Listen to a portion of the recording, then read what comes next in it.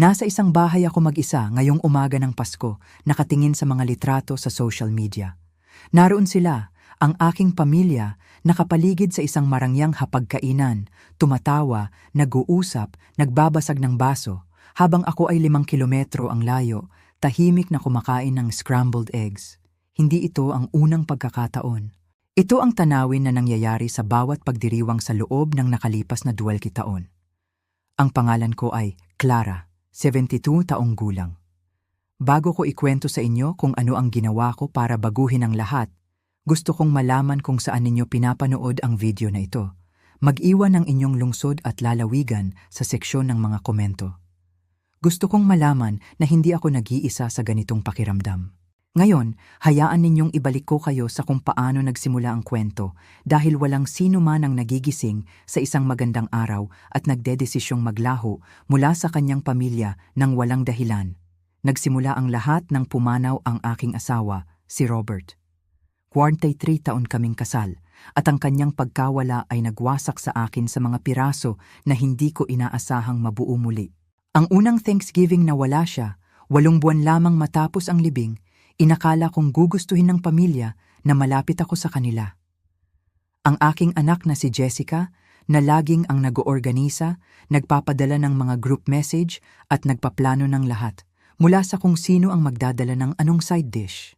2 araw bago ang Thanksgiving, nag-message ako sa kanya para itanong kung anong oras ako dapat dumating at kung ano ang maaari kong dalhin. 6 na oras bago ako nakatanggap ng tugon. "O nanay, maliit lang ang handaan natin ngayong taon. Kayo lang ng pamilya ni Tom. Naiintindihan mo naman, di ba? Siguro gusto mo rin ng tahimik na araw." Nakatitig ako sa mensaheng iyon hanggang sa lumabo ang aking paningin. Tahimik na araw? Puno ng tahimik na araw ang naranasan ko simula nang pumanaw si Robert. Ang katahimikan sa aking bahay ay napakabigat na para bang maaari akong mabulunan dito. Pero nag-reply pa rin ako, "Siyempre anak, mag-enjoy kayo sa araw ninyo." Sinabi ko sa aking sarili na ito ay isang beses lang na pangyayari. Busy sila sa mga bagong miyembro ng pamilya at marahil ay masyado akong sensitibo dahil sa aking kalungkutan. Kaya naman, nagdaan ang Thanksgiving na iyon na mayroon lamang akong turkey sandwich at nanonood ng mga lumang pelikula. Nagpapanggap na ang paninikip ng aking dibdib ay indigestion lamang. Pagkatapos, dumating ang Pasko. Parehong lumang script. Nakita ko ang family group chat na puno ng mga plano na ang aking anak na si David ang namumuno sa pagkakataong ito. Mga diskusyon tungkol sa pagpapalitan ng regalo, anong oras ang hapunan, kung magkakaroon ba ng White Elephant o Secret Santa. Naghintay ako na may magtanong sa akin, walang sino man. Sa wakas, noong Disyembre 23, tinawagan ko si Jessica. "Anak, anong oras ang Christmas dinner?" May katahimikan, isang mahaba at awkward na katahimikan. "Nanay, hindi ka sinabihan ni David? Nag-host sila ngayong taon sa bisperas ng Pasko at naganap na ito kagabi. Akala namin gusto mo lang magpahinga." Nanlamig ang aking mga kamay. "Nagpasko kayo kahapon na wala ako. Nag-post na kami ng mga litrato, nanay. Akala namin nakita mo na." Nakita ko na. Nakita ko ang aking mga apo na nagbubukas ng mga regalo na hindi ko alam. Nakita ko ang hapag na inihanda gamit ang porselanang gamit ng nanay ni Robert, ang set na dapat ay sa akin. Nakita ko silang lahat na nakasuot ng magkakaparehong pajama na walang binanggit. "Bakit hindi mo ako inimbita?" "Nanay, inimbita ka naman. Hindi lang namin gustong istorbohin ka sa mga detalye. Mukha ka kasing malayo nitong mga nakaraang araw." Malayo. Malayo ako dahil pumanaw ang aking asawa at ang aking pamilya ay nagsimulang magtipon nang wala ako. Noon ko nalaman na mayroong napakasama. Sa loob ng susunod na 3 taon, nagpatuloy ang script na ito na parang makina. Bawat malaking holiday, bawat birthday party, bawat family reunion, nalalaman ko na lang sa pamamagitan ng social media o nagkataon. Nag-post sila ng mga litrato ng Easter buffet na hindi ko alam. Mga barbecue ng Independence Day kung saan naglalaro ang aking mga apo sa pool na hindi ko pa nakikita. Mga hapunan ng Thanksgiving kung saan ang aking bakanteng upuan ay hindi man lang napansin. Sinubukan kong intindihin kung ano ang mali kong nagawa. Binalikan ko ang bawat pag-uusap, bawat interaksyon. Masyado ba akong malungkot matapos pumanaw si Robert? Masyadong needy? Palagi kong iniisip na ako ay independent, hindi kailanman humihingi ng sobra, palaging nirerespeto ang kanilang abalang buhay. Dumating ang moving truck sa susunod na araw. Ginugol ko ang weekend sa pag-unpack, pag-aayos ng mga gamit, pagsabit ng mga litrato ni Robert sa mga bagong pader. Ang aking kapitbahay, isang babaeng nagngangalang Patricia na kasing edad ko, ay dumating na may dalang lutong sopas at sariwang tinapay. "Welcome sa Cedar Ridge," sabi niya sa mainit na tono. "Masaya kaming nandito ka. Huwebes ay mayroong community potluck sa senior center kung gusto mong pumunta. Hindi sa pilitan, ngunit ito ay isang mahusay na paraan upang makilala ang mga tao." Muntik na akong umiyak. May nag-aanyaya sa akin sa isang bagay. Tunay na nag-aanyaya sa akin na may buong detalye at taos-pusong init. "Gusto ko sana," sabi ko. Sa pagtatapos ng unang buwan sa Montana, dumalo ako sa 3 community potlucks, sumali sa isang book club at nagsimulang mag-volunteer sa lokal na food bank. Ang mga tao dito ay hindi lang basta isinasama ako. Hinahanap nila ako, pinahahalagahan ang aking presensya, naaalala ang aking pangalan. Samantala, sa aking dating tahanan, walang nakapansin na nawala ako. Tumagal ng 7 linggo. 7 linggo akong bumuo ng isang ganap na bagong buhay bago sa wakas ay nagring ang aking telepono sa numero ni Jessica. Nakaupo ako sa aking porch kasama si Patricia, umiinom ng lemonade at nanonood ng hummingbirds sa feeder. Nakakasabit ko lang nang tumunog ang telepono. Hayaan ko itong tumunog. Pagkatapos, ay hinayaan ko itong tumunog muli nang tumawag siya kaagad. Sa pangatlong pagkakataon, tumingin sa akin si Patricia nang may pagtataka. "Mayroong determinado dito," sabi niya. "Ang aking anak," sabi ko. Marahil ay napansin niyang hindi na ako naglalike ng mga post niya sa Facebook nitong mga nakaraang araw. Tumango si Patricia na nakarinig ng aking kwento sa maraming tasa ng kape nang may pag-unawa. "Tatawagan mo ba sa huli?" Sumipsip pa ako ng lemonade. "Ngunit hindi ngayon." Nagpatuloy ang mga tawag sa buong linggo. 4 na beses pa tumawag si Jessica. 2 beses tumawag si David. Pagkatapos ay tumawag ang aking kapatid na si Helen, na ikinagulat ko. Hindi kami nag-uusap sa loob ng maraming buwan. Nakarinig ako ng mga voicemail kapag handa na ako. Ang unang mensahe ni Jessica. "Nanay, tawagan mo ako. Pumunta ako sa bahay mo at nakakita ako ng estranghero doon. Anong nangyayari?" Ang kanyang pangalawang mensahe. "Nanay, hindi ito nakakatawa. Nasaan ka? Nag-aalala sina David at ako." Mensahe ni David. "Nanay, sinabi ni Jessica na ibinenta mo ang bahay. Maaari mo ba kaming tawagan at ipaliwanag kung ano ang nangyayari?" Mensahe ni Helen. "Clara, ang mga anak mo ay tumatawag sa akin ng balisa. Sinasabing nawala ka. Akala nila may mali." Nag-text muna ako kay Helen. 1 linya lamang. "Okay lang ako. Nagre-retire. Sabihin mo sa mga bata na tatawag ako kapag handa na ako." Agad siyang sumagot. "Nasaan ka? Sinasabi nila na magre-report sila sa pulis na nawawala ka. Hindi ka nawawala." "Alam ko eksakto kung nasaan ako. Sila ang hindi nakakita sa akin sa loob ng 12 taon. Pagkatapos ay pinatay ko ang aking telepono sa loob ng 3 araw. Nang buksan ko ito muli, mayroon akong 23 missed calls at isang mahabang thread ng mga mensahe sa family group chat na tahimik kong sinusubaybayan sa loob ng maraming taon.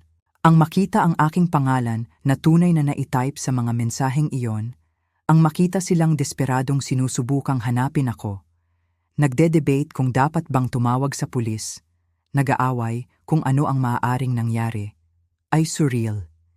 Isinulat ni Jessica, "May nakarinig ba ng balita mula kay nanay?" Hindi siya sumasagot sa telepono. Nagsalita ulit ako kay Jessica matapos akong hindi maimbitahan sa birthday party ni David. Malapit na siyang mag-45 at plano kong yayain siyang kumain sa labas, kaming dalawa lang, gaya ng dati naming ginagawa.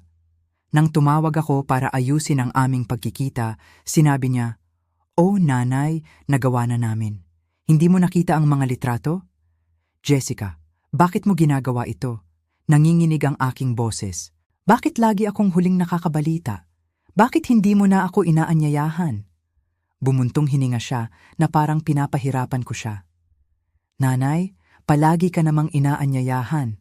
Ayaw lang naming isturbuhin ka.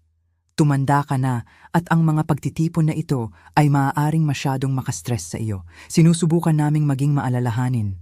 Maalalahanin? Iniisip ninyo na maalalahanin ang pag-iiwan sa akin ng mag-isa sa bawat holiday? OA na naman ito. Naimbitahan ka naman sa maraming bagay? Magbigay ka ng isa. Magbigay ka ng isang bagay na talagang inimbitahan mo ako ngayong taon. Katahimikan. Iyan ang iniisip ko, sabi ko at binaba ang telepono. Nagsimula akong magtago ng isang kalendaryo, isinusulat ang bawat kaganapan na nalaman ko lang pagkatapos. Pagdating ng ika-4 na taon, mayroon na akong 2 ng mga entry dito. Ang ballet recital ng anak ni David, ang graduation party ng anak ni Jessica, isang family reunion sa lake house. Ang lake house na binili namin ni Robert 40 taon na ang nakalipas, ang bahay na dapat ay para sa aming lahat. Ginugol nila ang buong weekend doon at nalaman ko ito nang aksidenteng mag-post si David ng litrato na nakatag ang lokasyon. Sa susunod na linggo, nagmaneho ako papunta sa lake house na iyon, tumayo sa pantalan kung saan kami madalas na nanonood ng paglubog ng araw ni Robert at gumawa ako ng desisyon. Kung kaya ng aking pamilya na ipagdiwang ang kanilang buhay nang wala ako, kaya ko ring bumuo ng buhay nang wala sila. Ako ay 70 taong gulang. Mayroon akong lakas, ipon sa pagre-retiro, at wala nang pumipigil sa akin sa bayang ito maliban sa mga multo at kabiguan. Lagi naming pinapangarap ni Robert na magretiro sa mga bundok, sa isang tahimik na lugar na may malinis na hangin at mga hiking trail. Gusto niyang pumunta sa Montana. Sinuri pa namin ang ilang ari-arian minsan, ilang taon na ang nakalilipas, bago bumaba ang kanyang kalusugan. Nang gabing iyon, nagsimula akong magsaliksik. Nakakita ako ng isang maliit na bayan na tinatawag na Cedar Ridge na nakalagay sa Rocky Mountains ng Montana. Mas mababa ang gastos sa pamumuhay kaysa sa kinaroroonan ko at makakabili ako ng isang maliit at kaakit-akit na kabin gamit ang aking ipon. Sa loob ng susunod na 6 na buwan, lihim kong pinlano ang lahat. Inilista ko ang aking bahay sa isang broker sa katabing county. Nag-hire ako ng moving company. Inilipat ko ang aking mga medical records. Nagbukas ako ng bagong bank account at hindi ko ito sinabi sa sino mang miyembro ng pamilya. Nabenta ang bahay sa loob ng 3 linggo. Ang mga bumili ay isang batang mag-asawa na naghihintay ng kanilang unang anak at nagustuhan nila ang lahat tungkol dito. Ang hardin na inalagaan ko sa loob ng ilang dekada. Ang mga built-in bookshelf na ginawa ni Robert, ang sunroom kung saan ginugol ko ang hindi mabilang na umaga na may kape. Ang pagpirma sa mga dokumentong iyon ay parang pagsasara ng isang kabanata na nakasulat sa hindi nakikitang tinta, mga salitang hindi naisip basahin ng aking pamilya. Nakaschedule ang paglipat ko sa linggo pagkatapos ng Easter. Mukhang kakaiba ang pagiging akma nito. Magkakaroon sila ng Easter party nang wala ako tulad ng bawat taon. At sa oras na mapansin nilang nawala ako, mahigit 1,000 milya na ang layo ko. Ang Easter na iyon, hindi ko man lang sinuri ang social media. Alam ko na eksakto kung ano ang makikita ko. Mga pastel colors, masalimuot na egg hunts, mimosa buffets, ang aking mga apo sa kanilang Sunday best. Ginugol ko ang buong araw sa pag-iimpake ng mga litrato ni Robert sa mga kahon, pagbabalot ng aming wedding china set, at paglalagay ng label sa mga gamit para sa donasyon. Dumating ang mga movers noong Martes ng umaga. Sa pagtatapos ng Martes, ang aking 48 taong gulang na bahay ay walang laman maliban sa mga alingawngaw. Ang huling gabi na iyon, natulog ako sa isang inflatable mattress sa sala, nakikinig sa tunog ng isang bahay na hindi na ako nais na manatili doon sa isang bayan na puno ng mga taong nagpaalis sa akin. Noong Miyerkules ng umaga, inilagay ko ang mga mahahalagang gamit na itinigil ko para sa sarili ko mula sa moving truck papunta sa aking sasakyan. Ang aking mga damit, ang abo ni Robert sa isang urn, mga album ng litrato, at isang kahon ng mga liham na isinulat niya sa akin sa loob ng maraming taon. Naglakad ako sa bawat silid sa huling pagkakataon, nagpapaalam sa buhay na binuo ko. mga alaala na nakaukit sa mga pader na ito. Pagkatapos ay sumakay ako sa aking sasakyan at nagmaneho palayo. Ang biyahe papuntang Montana ay tumagal ng 2 araw. Huminto ako sa maliliit na bayan sa daan, kumain sa mga diner kung saan tinatawag akong honey ng mga waitress at ibig sabihin nila iyon. Natulog sa mga motel kung saan walang nakakaalam ng aking pangalan o kwento. Sa bawat milya, nararamdaman kong may nagbabago sa loob ko. Hindi talaga kalayaan, hindi talaga kapayapaan, ngunit mas malapit sa posibilidad. Dumating ako sa Cedar Ridge noong Biyernes ng hapon sa huling linggo ng Abril. Ang matatayog na bundok ay pumapalibot sa lambak na parang mga bantay, na may niyebe pa rin, habang ang mga ligaw na bulaklak ay namumukadkad sa mga parang. Ang aking kabin ay nasa dulo ng isang daanan na mabuhangin, napapalibutan ng mga puno ng pino at nakatanaw sa isang batis. Maliit ito, 2 silid tulugan lamang, isang banyo, isang kusina na may bintanang nakatanaw sa mga bundok. Ngunit ito ay sa akin. Tinapos niya ito sa isang panawagan para sa isa pang pagkakataon. Sumunod ang sulat ni David.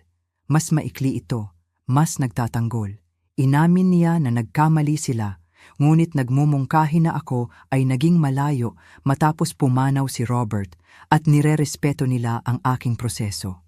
Gusto niyang dalhin ang pamilya upang bumisita sa mga pista opisyal ng tag-init. Pagkatapos ay dumating ang mga sulat mula sa aking mga apo, malinaw na ginabayan, puno ng "Miss you, Lola", sa sulat kamay mula sa scribbles hanggang sa perpekto. Isa mula kay Emma, ang 15 taong gulang. Hindi ko talaga maalala si Lola, pero sabi ni Mama, galit ka sa amin. Sorry sa anumang nagawa namin. Ang sulat na iyon ang pinakamasakit sa akin. Hindi niya ako maalala dahil 3 taong gulang pa lang siya noong huli akong gumugol ng makabuluhang oras sa kanya. 3 taong gulang at ngayon siya ay isang teenager na pinanood kong lumaki sa pamamagitan ng mga Instagram post. Hindi ko sinagot ang alinman sa mga sulat na iyon. Sa halip, mas lalo akong lumubog sa aking bagong komunidad. Nag-volunteer ako sa library ng 3 araw sa isang linggo. Sumali ako sa isang watercolor class sa senior center. Sumali ako sa mga camping trip kasama ang aking hiking group at natutunan kong makilala ang mga ibon na hindi ko napansin dati. Si Patricia ang naging pinakamatalik kong kaibigan. Balo rin siya, 8 taon na ang nakalilipas at naiintindihan niya ang kakaibang kalungkutan ng pagkawala ng iyong kapareha habang nagpapatuloy ang iyong pamilya nang wala ka. Ang kanyang mga anak ay nakatira sa ibang bansa at bumibisita 1 beses sa 1 taon. May sarili silang buhay, sabi niya nang walang kapaitan. Kailangan kong bumuo ng sarili kong buhay. 3 buwan matapos ang tawag sa telepono kay Jessica at David, tumunog ang doorbell ng aking bahay noong Sabado ng umaga. Wala akong inaasahan na bisita. Si Patricia ay bumibisita sa kanyang kapatid sa Bozeman. Kaya naman, maingat akong lumapit. Sa bintana, nakita ko sila. Sina Jessica, David, at ang kanilang mga asawa ay nakatayo sa aking beranda, mukhang awkward at determinado. Halos hindi ko binuksan ang pinto. Halos hinayaan ko silang tumayo doon hanggang sa sumuko sila at umalis. Ngunit ang kuryosidad ang nanaig. Gusto kong makita kung ano ang hitsura ng kawalan ng pag-asa sa mukha ng mga taong hindi kailanman kinailangan na magsikap para sa aking presensya noon. Binuksan ko ang pinto, ngunit hindi ko sila inimbitahan sa loob. "Hi, Nanay," sabi ni Jessica. Ang kanyang ngiti ay hindi sigurado. "Sorpresa? Paano mo kami nahanap?" Mukhang nalilito si David. "Nag-hire kami ng private investigator, umabot ng mga 3 araw. Kaya gumastos kayo ng pera para hanapin ako, ngunit hindi ninyo kayang maglaan ng oras para isama ako sa inyong buhay." "Maaari ba kaming pumasok?" tanong ni Jessica. "Nagmaneho kami ng 16 oras para makilala ka. Dapat ay tumawag ka muna." "Sumagot ka ba?" "Hindi." Bahagyang umigting ang mukha ni Jessica. "Pakiusap, Nanay. Gusto naming ayusin ito." Tiningnan ko sila. Talagang tiningnan sila. Si Jessica ay may bagong hairstyle. Mukhang mahal. Si David ay may suot na relo na hindi ko napansin. Ang kanilang mga asawa ay nakatayo sa likuran nila nang hindi komportable. marahil ay nagnanais na sila ay nasa kahit saan pa. Ang mga ito ay mga estranghero na may mukha ng aking mga anak. Maaari kayong pumasok, sabi ko sa wakas, ngunit gagawin natin ito sa aking mga kondisyon.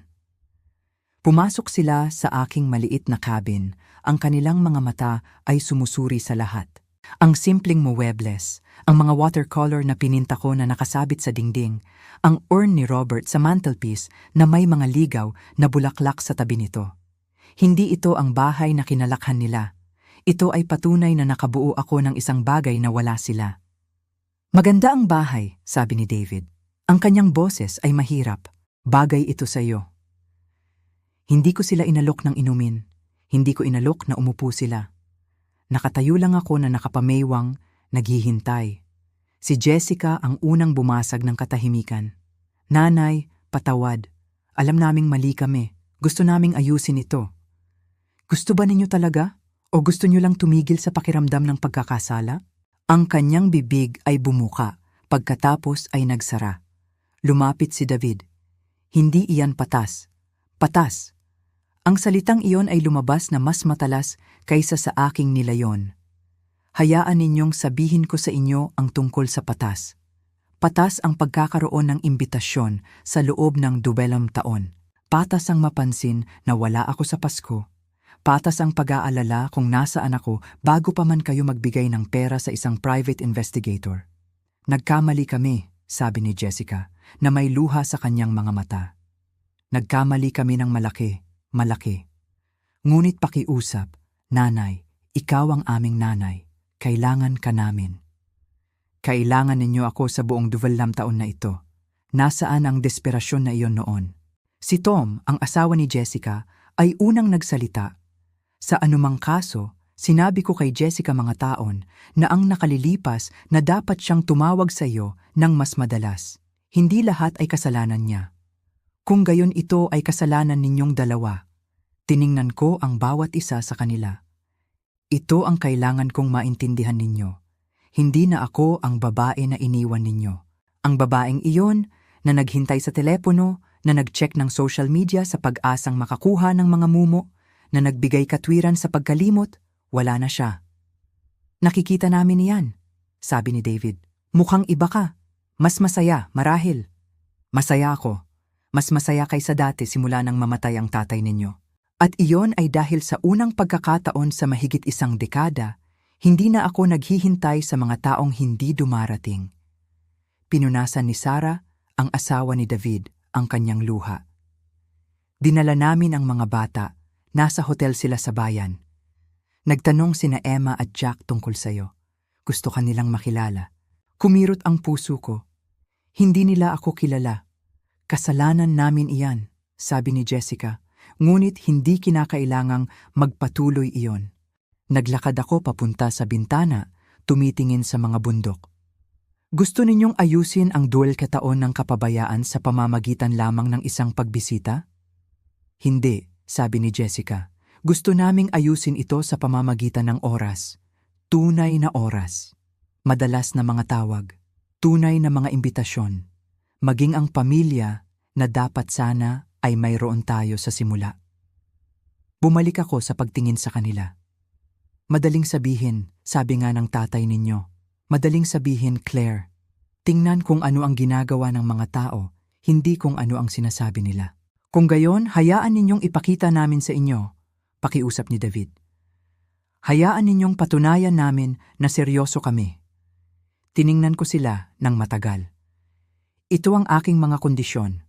Una, hindi ako lilipat pabalik. Ang Montana na ang aking tahanan ngayon.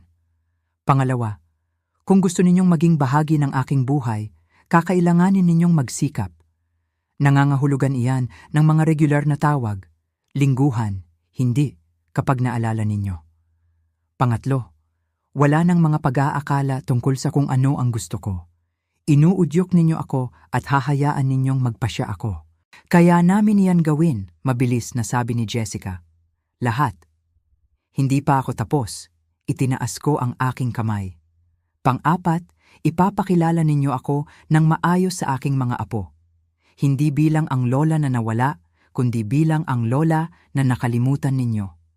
Karapat-dapat silang malaman ang katotohanan. At panglima, huminto ako, sinisigurado na nauunawaan nila ang bigat nito.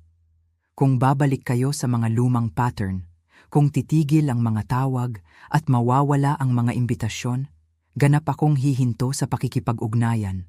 Hindi ko na kayo bibigyan ng karagdagang pagkakataon na pakiramdam ko ay hindi ako nakikita. Naging tahimik ang silid, tiningnan ko silang pinoproseso ang aking sinabi. Nakikita ang katotohanan na dahan-dahang pumapasok na hindi ko ito gagawing madali. Mahigpit ang mga kondisyon na iyan, sabi ni David sa wakas. Ang mga kondisyon na iyan ay para sa kaligtasan, tanggapin o tanggihan. Tiningnan ni Jessica si David. Isang tahimik na pag-uusap ang naganap sa pagitan nila. Pagkatapos ay bumaling siya sa akin. Tatanggapin namin. Gagawin namin ang lahat ng kailangan. Mabuti, maaari ninyong makilala ang mga apo bukas, ngunit kailangan ninyong umalis ngayon. May plano ako kasama ang mga kaibigan. Plano? Mukhang nagulat si David. Oo, plano. May buhay ako dito. Hindi na kayo ang sentro nito. Umalis sila na mukhang nagulat. At pinanood ko ang kanilang rental car na nawala sa daanan na mabuhangin. Pagkatapos ay tinawagan ko si Patricia. Nandyan na sila? Tanong niya. Nandyan na sila at naglagay ako ng mga kondisyon, mahigpit na kondisyon. Mabuti para sa iyo. Pupunta ka ba sa community potluck ngayong gabi? Hindi ko ito palalampasin. Nang gabing iyon, pumasok ako sa senior center at binati ako ng 100 tao sa aking pangalan. Si Helen ay nagdala sa akin ng kanyang sikat na brownies. Si Marcus ay nagbigay sa akin ng upuan sa kanyang mesa. Nang banggitin ko ang pagbisita ng aking mga anak, nakinig sila ng may tunay na interes, ngunit hindi nagtanong ng mga detalye. Komplikado ang pamilya, sabi ni Helen ng simple. Ngunit mayroon ka ring pamilya dito. Kinabukasan, nakilala ko ang aking mga apo sa isang lokal na diner. Si Emma ay matangkad at maganda. Si Jack, 12 taong gulang, ay may mga mata na kamukha ng kanyang lolo. Sila ay bahagyang kinakabahan. At ako rin. Paumanhin. Hindi ko kayo masyadong kilala, sabi ko ng tapat. Hindi ito kasalanan ninyo at hindi rin naman ito kasalanan ninyo. Ngunit kung handa kayo, gusto kong baguhin iyan. Tumingin si Emma sa kanyang ina, pagkatapos ay bumalik sa akin. Sabi ni Mama ay umalis ka dahil hindi ka namin inimbitahan. Tama iyon. Sabi niya ay dahil hindi kami maalalahanin at malupit. Nanlaki ang mga mata ni Jessica. Emma, hindi ko sinabi na ganyan ka, nanay. Kagabi sa hotel, narinig kitang umiiyak. Bumalik si Emma sa akin. Paumanhin, Lola. Sana ay alam ko na nag-iisa ka sa lahat ng mga pagkakataong iyon. Namuob ang aking lalamunan. Salamat sa pagsasabi niyan. Si Jack, na mas tahimik kaysa sa kanyang kapatid, ay nagtanong, Maaari ba kaming bumisita sa iyo dito? Mukhang maganda ang lugar na ito. Gusto ko sana. Gumugol kami ng 2 oras na magkasama. Ito ay bahagyang awkward at exploratory. Ngunit ito ay totoo. Nang umalis sila, mahigpit akong niyakap ni Emma at bumulong, masaya akong nakita natin ang isa't isa. Ako rin, mahal. Sa loob ng susunod na 6 na buwan, may nagbago. Si Jessica ay tumatawag tuwing linggo nang walang palya. Si David ay nagpapadala ng mga litrato ng kanyang mga anak na gumagawa ng mga normal na bagay, homework, football practice, paggawa ng pancakes. Inimbitahan nila ako sa Thanksgiving. Ipinadala sa akin ang mga detalye 6 na linggo nang mas maaga, tinanong ang aking mga kagustuhan sa paglipad, nag-alok na bayaran ang lahat. Sabi ko sa kanila na pag-iisipan ko ito. Napag-usapan namin ito ni Patricia habang nagkakape. Ano ang sinasabi ng iyong kutob? Tanong niya. Gusto kong maniwala sa kanila, ngunit natatakot akong mabigo muli. Kung gayon protektahan mo ang iyong puso, ngunit bigyan mo sila ng pagkakataon. Maaari mong gawin pareho. Tinanggap ko ang kanilang imbitasyon, ngunit pinanatiling flexible ang aking flight pauwi. Maaari akong umalis ng maaga kung kinakailangan. Sa umaga ng Thanksgiving, Pumasok ako sa bahay ni Jessica at nakakita ng isang name tag na may pangalan ko sa gitna ng mesa, hindi sa dulo, hindi nakasingit, kung saan bilang huling pag-iisip sa gitna sa pagitan ni na Emma at Jessica. Ipinakita sa akin ng aking mga apo ang kanilang mga silid, ang kanilang mga art project, ang kanilang mga koleksyon ng mga bato at libro at kayamanan. Nagtanong sila tungkol sa Montana, tungkol sa aking mga hiking trip, tungkol sa aking mga watercolor painting. Alam nila ang mga detalye ng aking buhay dahil talagang ikinuwento sila ng kanilang mga magulang. Sa hapunan, tumayo si David hawak ang kanyang baso. Gusto kong mag-toast. Nanay, nasayang natin ang 12 taon. Naging makasarili at bulag kami at nasaktan ka namin sa mga paraan na patuloy pa rin naming sinusubukan na maunawaan. Hindi namin maibabalik ang mga taon na iyon, ngunit gugugulin namin ang nalalabi naming buhay sa pagsisiguro na malalaman mong mahalaga ka, na gusto ka, na mahal ka. Idinagdag ni Jessica, tinuruan mo kami ng lahat tungkol sa pamilya, nakalimutan lang naming gawin ito. Salamat sa hindi pagtalikod sa amin kahit na tumalikod kami sa iyo. Umiyak ako. Umiyak kaming lahat. Ngunit ito ang bagay. Bumalik ako sa Montana pagkatapos ng weekend na iyon. Hindi ako lumipat malapit sa kanila. Hindi ko tinalikuran ang buhay na binuo ko dahil sa katotohanan na natuklasan ko ang isang mahalagang bagay sa mga bundok na iyon. Hindi ko sila kailangan para maging kumpleto. Ngayon ay madalas silang bumibisita. Lumilipad sila para sa aking mga kaarawan, para sa mga pista opisyal, para sa mga random na weekend kapag gusto lang nila akong makita. Si Emma ay nagpunta ng 1 linggo noong nakaraang tag-init at natutunan niyang magpinta kasama ko. Gusto ni Jack na mag-hike sa susunod na tagsibol. Nagsusumapay kami tuwing linggo. Nagpapadala sila sa akin ng mga larawan, isinasama ako sa mga group chat, tinatanong ang aking opinyon sa mga bagay na mahalaga at hindi mahalaga. Sinusubukan nila, talagang sinusubukan. At kadalasan, naniniwala ako na ito ay totoo. Ngunit alam ko rin na kung titigil sila, kung babalik sila sa mga lumang pattern, okay lang ako dahil nakabuo ako ng buhay na hindi nangangailangan ng kanilang kumpirmasyon. Mayroon akong mga kaibigan na laging nandyan. Mayroon akong komunidad na nagpapahalaga sa akin. Mayroon akong mga bundok at mga hiking trail at mga watercolor class at layunin. Hindi ako tinalikuran ng aking pamilya dahil lumipat ako. Tinalikuran nila ako maraming taon na ang nakalilipas, isang nasayang na holiday bawat pagkakataon. Ang paglipat ay ginawa lamang silang hindi na makapagkunwari. Minsan, ang pinakapinapalakpak na bagay na maaari mong gawin ay iligtas ang iyong sarili kahit mula sa mga taong mahal mo, lalo na mula sa mga taong mahal mo. Ako si Clara. Ako ay 72 taong gulang at sa wakas ay natutunan ko na ang pagiging mag-isa ay iba sa pagiging malungkot. At minsan, ang pamilyang pinipili mo ay kasing halaga ng pamilyang ipinanganak ka.